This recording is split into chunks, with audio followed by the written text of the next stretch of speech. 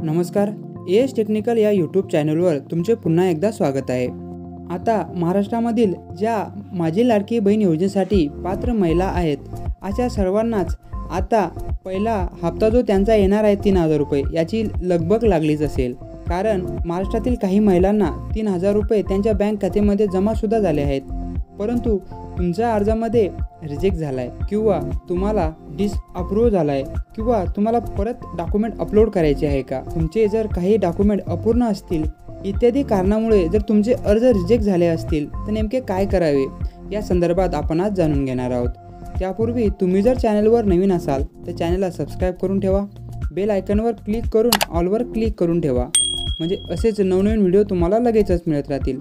चला तर सुरू करूया। जसे जर तुमच्या ॲपमध्ये तुम्ही गेल्यानंतर तुम्हाला जर प्रलंबित ते सबमिट केलेले असे जर नोटिफिकेशन येत असेल तर तुम्हाला सर्वेक्षण भरलेले आहे, परंतु अद्याप पुनरावलोकनसाठी सबमिट केलेले नाहीत। अंतिम सबमिशनसाठी हे अद्याप प्रलंबित स्थितीत आहेत, म्हणजे हे अजूनपर्यंत सबमिट झालेले नाहीत। आता मंजूर सर्वेक्षण पुनरावलोकन करून स्वीकारले गेले आहेत। सबमिटरकडून आणखी कोणतीही कारवाई आवश्यक नाही, म्हणजे तुम्ही सबमिट केले आहे, तुम्हाला आता काहीही करायची गरज नाही।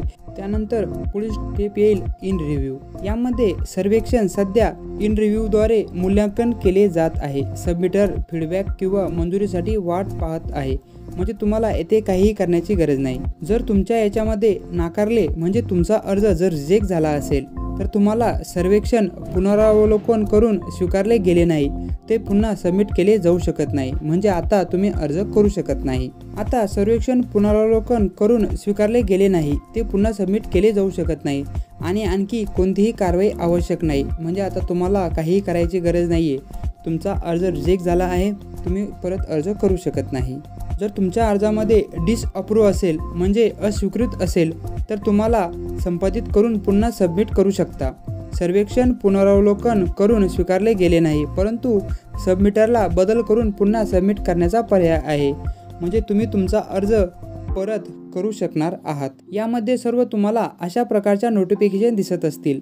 वरीलपैकी तुम्हाला जी नोटिफिकेशन दिसत आहे त्यानुसार तुम्हाला अर्जामध्ये पुढील प्रोसेस करायची आहे, म्हणजे लवकरात लवकर तुमचा अर्ज अप्रूव्ह होईल आणि आता 3000 नाही भेटले तरीसुद्धा पुढच्या महिन्यामध्ये तुम्हाला 4500 रुपये नक्की मिळतील। मुख्यमंत्री साहेबांनी 31 ऑगस्ट ही लास्ट तारीख सांगितली होती, परंतु आता तुम्ही 31 ऑगस्ट नंतर सुद्धा अर्ज करू शकणार आहात। म्हणून लवकरात लवकर तुमची सद्यस्थिती जाणून घ्या आणि त्याप्रमाणे कार्य करून तुमचा अर्ज पूर्णपणे सबमिट करा।